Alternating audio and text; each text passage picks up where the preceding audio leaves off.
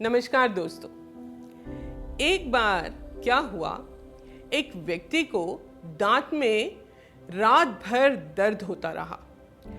वह दर्द सहन करता रहा और सुबह जल्दी ही डॉक्टर के क्लिनिक पर पहुंच गया। देखा तो क्लिनिक अभी खुला ही था और कोई व्यक्ति वहां झाड़ू लगा रहा था। उसने पूछा, भैया डॉक्टर साहब कब तक आएंगे? मुझे रात से दांत में दर्द है।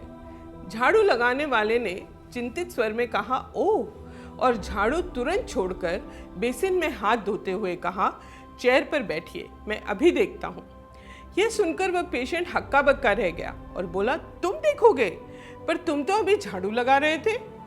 हाँ, यह मेरा क्लिनिक है, आज सफाई वाला नहीं आया तो मैंने ही झाड़ू लगा दी, उसमें क्या हुआ? पर मैं ही यहाँ का डेंटिस्ट डॉक्टर बजाज हूँ। पेशेंट ने हाथ जोड़ते हुए कहा, माफ कीजिए डॉक्टर साहब, मुझे पता नहीं था। ऐसा ही एक किस्सा ईश्वरचंद विद्यासागर जी का भी है।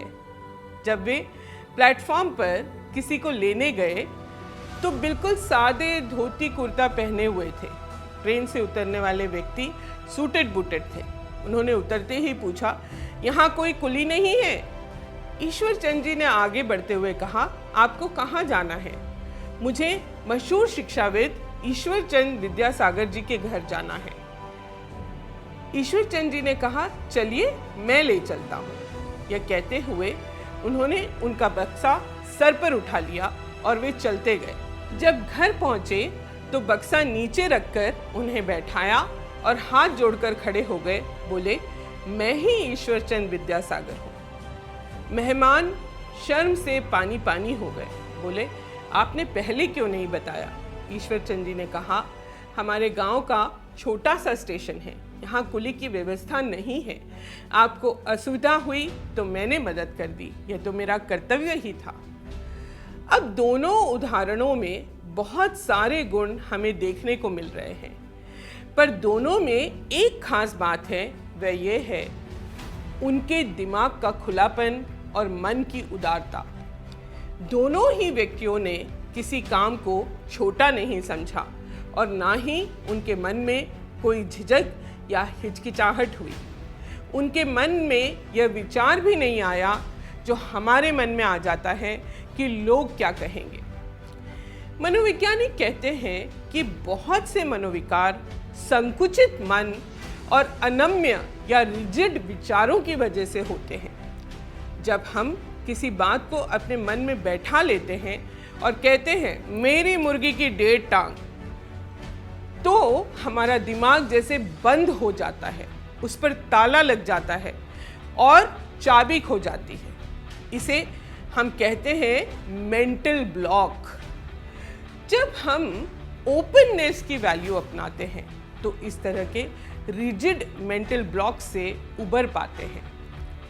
मनोविज्ञान की भाषा में इसे ही साइकोलॉजिकल फ्लेक्सिबिलिटी या मानसिक लचीलापन कहते हैं। मानसिक लचीलेपन में हम अपने ही पूर्वाग्रहों या बायसेस में नहीं फंसते। हम दूसरों की बात को ध्यान से सुनते हैं और समझने की कोशिश करते हैं। हम विपरीत मनोभावों को भी पूरा सम्मान देते हैं।